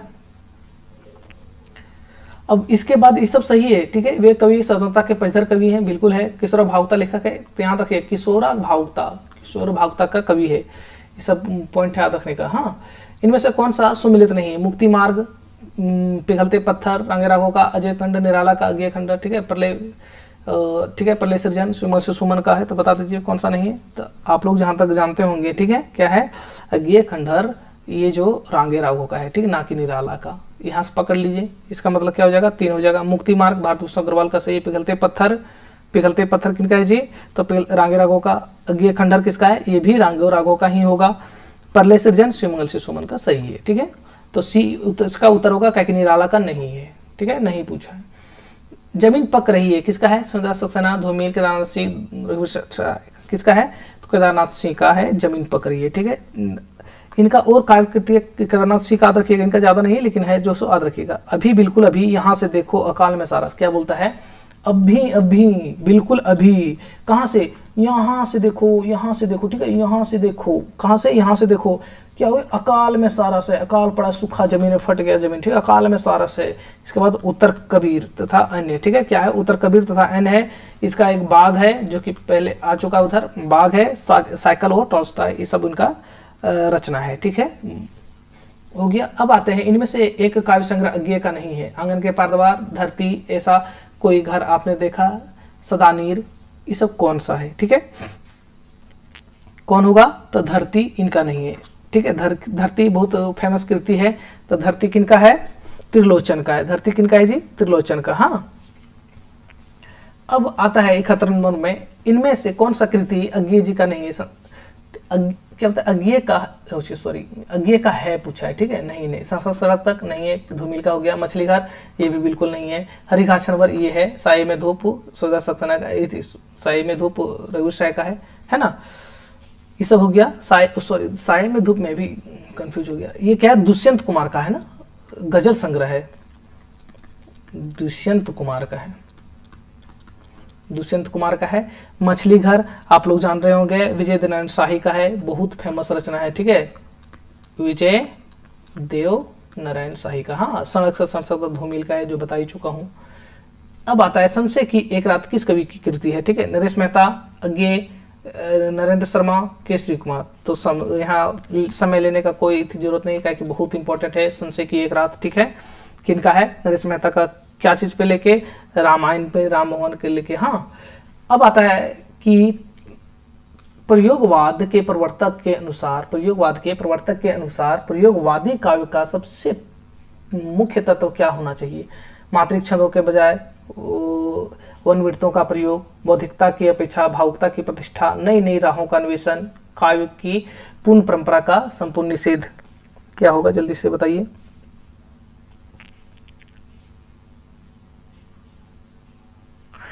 तो आप लोग यहाँ जान रहे होंगे कि प्रयोगवाद, प्रयोग ही क्यों प्रयोगवाद को प्रयोग होना पड़ा, मतलब क्यों आंदोलन का लाना पड़ा? तो जो पुराने ठर्रे से आ रहा था लिखा हुआ, ठीक है, वो चीज नए नए राहों का अन्वेषण खोजने के लिए, ठीक है, क्या नए नए राहों को खोजने के लिए लाया गया। तो क्यों? तो नए नए राहों को, नया नया रास्ता जो चला रहा पुराने शैली को, उसको हटाने के लिए, ठीक है। अब यहाँ पे ये खत्म हो, दूसरा पीडीएफ लगा रहे हैं, एक सेकंड सुन लीजिए आप लोग। अब जो प्रश्न आएगा वो थोड़ा बहुत ज़्यादा कठिन हो सकता है, उसको ध्यान से आप लोग देखिएगा, ठीक है। अब वो बहुत इंपॉर्टेंट भी है। चलिए, समय को ना गवाते हुए 30 क्वेश्चन रखा हूँ, जो कि बहुत थोड़ा कठिन हो जाएगा। हाँ, कठिन तो नहीं कहना चाहिए, लेकिन बहुत ज़्यादा आसान भी नहीं है, इतना जानिए। बोल रहा है, किस काव्य संग्रह के प्रकाशन के साथ प्रयोगवाद का आरंभ माना जाता है? किस काव्य संग्रह के प्रकाशन के साथ प्रयोगवाद का आरंभ माना जाता है? मुझे उम्मीद है आप लोग देख लिए होंगे ऑप्शन। अज्ञेय की हरिघास छनवर, भारत भूषण अग्रवाल, ओ प्रस्तुतमान, अज्ञेय संपादित, तार सप्तक, गिरजा कौर माथुर की मंजीर। तो अभी जैसे मैं बताया, प्रयोगवाद का प्रवर्तक ही होता है तार सप्तक से, ठीक है, तार सप्तक से 1943 से अज्ञेय के द्वारा, ठीक है। 7 कवियों थे। अब कौन कौन नाम बता चुका हूं। दूसरा क्वेश्चन है, प्रयोगवाद के संदर्भ में अतिक्रमण शब्द का प्रयोग किस अर्थ में होता है? प्रयोगवाद के संदर्भ में अतिक्रमण शब्द का अर्थ किस अर्थ में होता है? परंपरागत काव्य मूल्यों से आगे बढ़ना, व्यक्तिगत चेतना का बाह्य अर्थात का प्रभाव, स्थापित नियमों और रूढ़ियों का खंडन करना, समाजवादी अर्थात का विरोध करना। क्या हो जाएगा? अतिक्रमण से यहाँ पे क्या शब्द प्रयोगवाद में अतिक्रमण से शब्द का क्या तात्पर्य है? तो स्थापित नियमों और रूढ़ियों का खंडन करना। अतिक्रमण स्थापित नियमों जो पहले से है उसको तो तोड़ने चाह रहे थे ना प्रयोगवादी, जो पहले से चला रहा है उसी को, तो इसलिए स्थापित नियमों और रूढ़ियों को खंडन करना था प्रयोगवादियों का। हाँ, इसके बाद है, किस कवि ने प्रकृति को एक महान नगरीय स्त्री के रूप में चित्रित किया है? किस कवि ने प्रकृति को एक महानगरीय स्त्री के रूप में चित्रित किया है? किसने किया है? थोड़ा फास्ट चलेंगे। मुक्तिबोध, शमशेर बहादुर सिंह, अज्ञेय, केदारनाथ सिंह, सॉरी अग्रवाल है। हाँ, किसने किया है? आप लोग नहीं पता होगा तो ये क्वेश्चन नोट करते जाइएगा। हाँ, केदारनाथ अग्रवाल करते हैं। अब बोल रहा है कि प्रयोगवाद की नई कविता से, ठीक है, भिन्नता का मूल कारण क्या है? प्रयोगवाद की नई कविता से भिन्नता का मूल कारण क्या है? नैतिक मूल्यों का ह्रास, विषय वस्तु का अभाव, शिल्प और भाषा का प्रयोग, अस्तित्ववादी दर्शन का प्रभाव। तो क्या हो जाएगा? अस्तित्ववादी दर्शन का प्रभाव से, ठीक है, अस्तित्ववादी दर्शन के प्रभाव से अलग है दोनों में, नई कविता और प्रयोगवाद में। प्रयोगवाद किससे प्रभावित है? जो पहले बता चुका हूं, फ्राइड से। अब आता है, किस आलोचक ने प्रयोगवाद को शैली का नयापन मात्र कहकर उसकी आलोचना की? शैली का नयापन, ठीक है, नयापन कहके बोल, शैली का नयापन है, उसीलिए आलोचना किया उसको। नामवर सिंह, नगेंद्र, डॉक्टर रामचंद्र शुक्ल और डॉक्टर रामविलास शर्मा। आचार्य रामचंद्र शुक्ल होना चाहिए, डॉक्टर नहीं। चलिए, कौन हो जाएगा? तो रामविलास शर्मा ने शैली का नयापन के लिए इसने आलोचना किया प्रयोगवाद का। हाँ, याद रखिएगा कि शैली का नयापन की वजह से किसने आलोचना किया प्रयोगवाद का, तो रामविलास शर्मा। बहुत इंपॉर्टेंट है ये सब प्रश्न।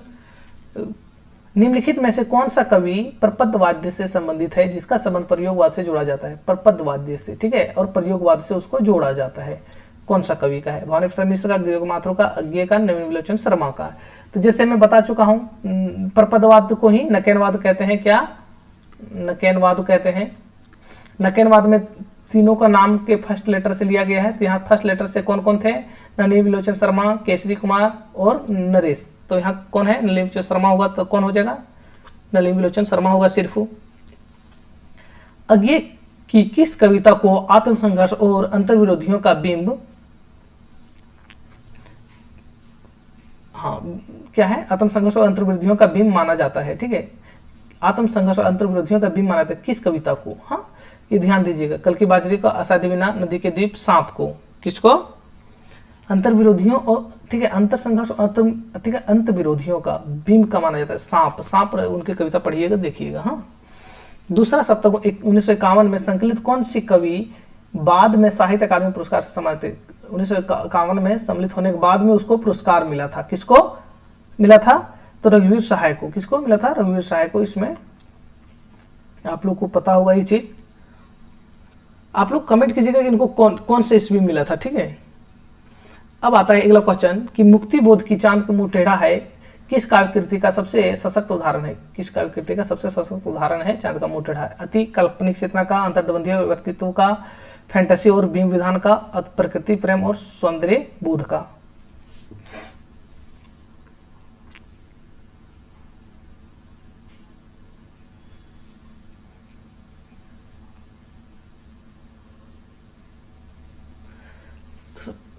प्रवृत्ति का सबसे सशक्त उदाहरण है किसका, फैंटेसी, बिंब विधान ये सब का, ठीक है, कल्पना ये सब का हो जाएगा, ठीक है।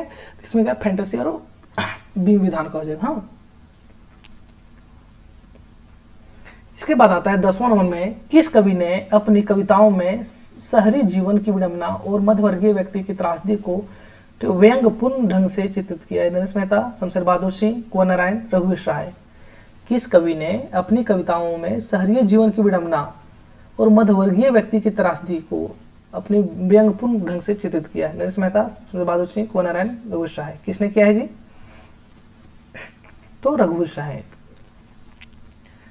अब आता है केदारनाथ सिंह की अभी बिल्कुल अभी में किस प्रकार की काव्य चेतना प्रमुख है, ग्रामीण अर्थात्वाद, बिंबों का शहरीकरण, सक्रिय प्रतिरोध, क्षण बोध की व्यंजना। क्या होगा, तो अभी बिल्कुल अभी, जैसे हम लोग कहते हैं एक क्षण में यहाँ आओ, तो अभी बिल्कुल अभी आओ, क्षण बोध की व्यंजना होता है, ठीक है।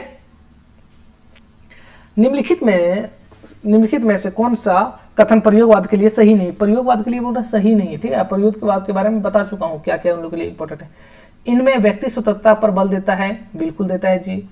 इसमें बौद्धिकता का अतिरेक, ठीक है, अतिरेक पाया जाता है। इसमें प्रतीकों का व्यापक प्रयोग हुआ है। इसमें पूर्णतः व्यक्तिवादी और आत्म केंद्रित था, क्या हो जाएगा, इसमें बिल्कुल व्यक्तिवादी नहीं था, आत्म केंद्रित बिल्कुल नहीं था, जो देखता था अर्थातवादी था, ठीक है, अर्थातवादी था, अर्थातवादी थे बिल्कुल। तो अब यहाँ आता है अगला क्वेश्चन कि किस कवि को आग का कवि कहा जाता है जो प्रगतिवाद और ठीक है, प्रयोगवाद और प्रगतिवाद दोनों से जुड़ता है।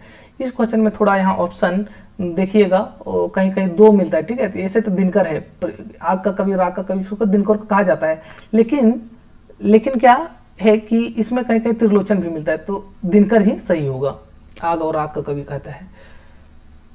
तीसरा सप्तक 1959 में कौन सा कवि संकलित नहीं था, तीसरा सप्तक में प्रयोग, ठीक है, प्रयाग नारायण त्रिपाठी, कीर्ति चौधरी, विजय शाही, नेमिचंद जैन।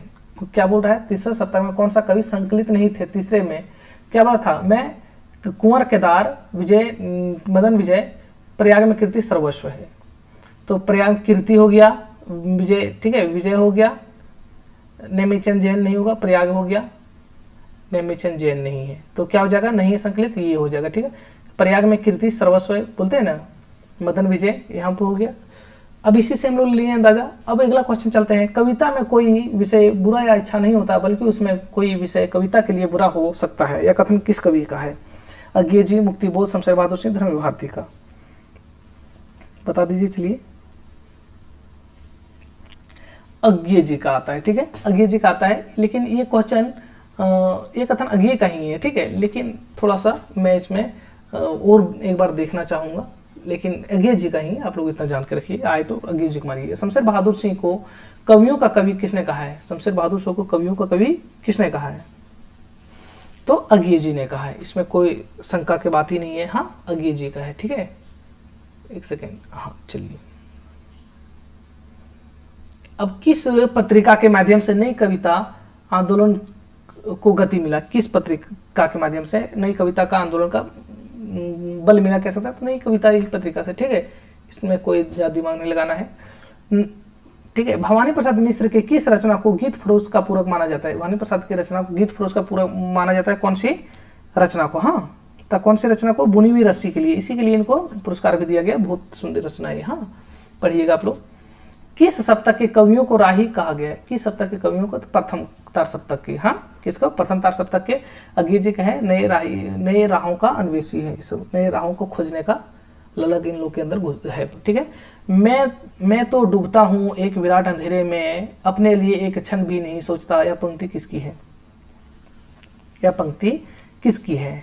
तो इस पंक्ति कौन लिख सकते हैं? मुक्तिबोध, जहां तक। अब इसका प्रयोगवाद की सबसे प्रमुख विशेषता क्या है? प्रकृति का मानकीकरण करना, जन जागरण। ठीक है, जन जागरण का संदेश, नैतिकता का ह्रास, कला और शिल्प का प्रयोग। तो प्रयोगवाद में याद रखिएगा, कला और शिल्प का बहुत ज्यादा महत्व है। क्या है? कला और शिल्प का बहुत ज्यादा महत्व है। ठीक है, यहां तक आप लोग को पता हो गया होगा। अब आगे चलते हैं। 22 नंबर में है, किस कवि ने साधारण बिंबों को असाधारण रूप से चित्रित किया? किस कवि ने साधारण बिंबों को असाधारण रूप से चित्रित किया?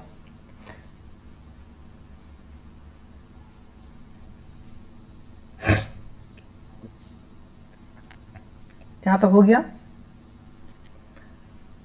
यहाँ पे थोड़ा ऑप्शन में कुछ गड़बड़ी है। ठीक है, ऑप्शन में यहाँ है ही नहीं मुक्तिबोध, तो इसलिए इसको थोड़ा अभी रहने दीजिए।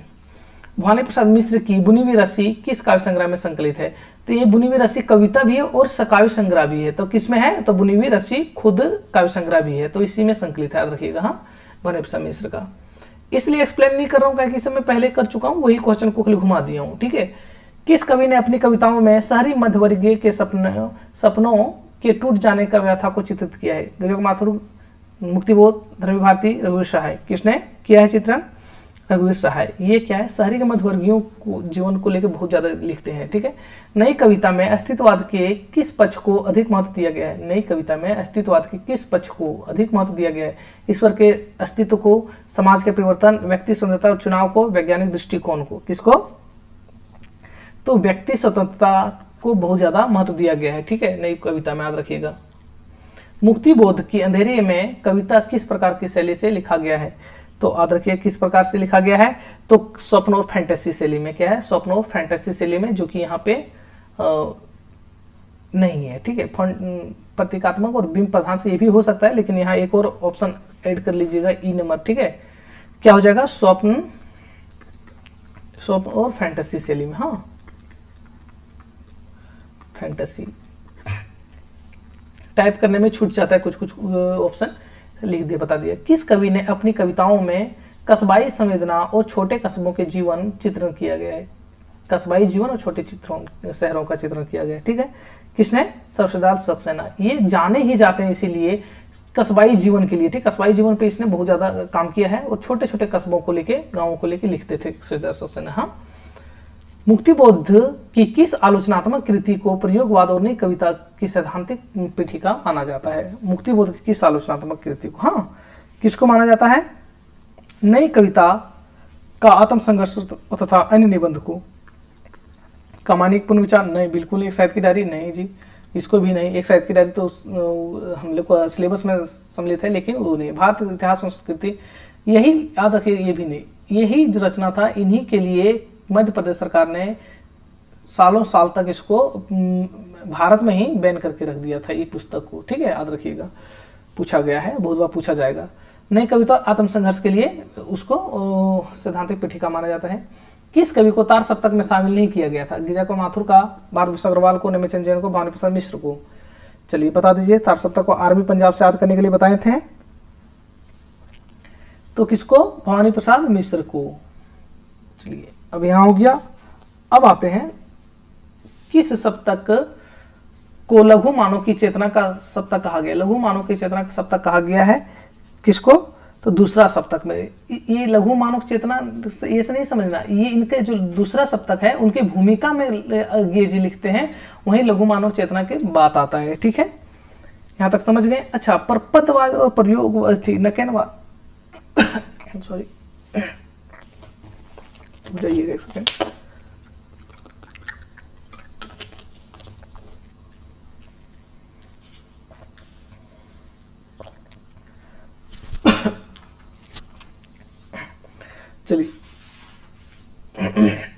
चलिए कोई बात नहीं। यदि आप लोगों को क्लास अच्छा लगा होगा तो लाइक कीजिएगा, ठीक है, शेयर कीजिएगा, दोस्तों तक पहुंचाइए, ये आप लोग का ही चैनल है।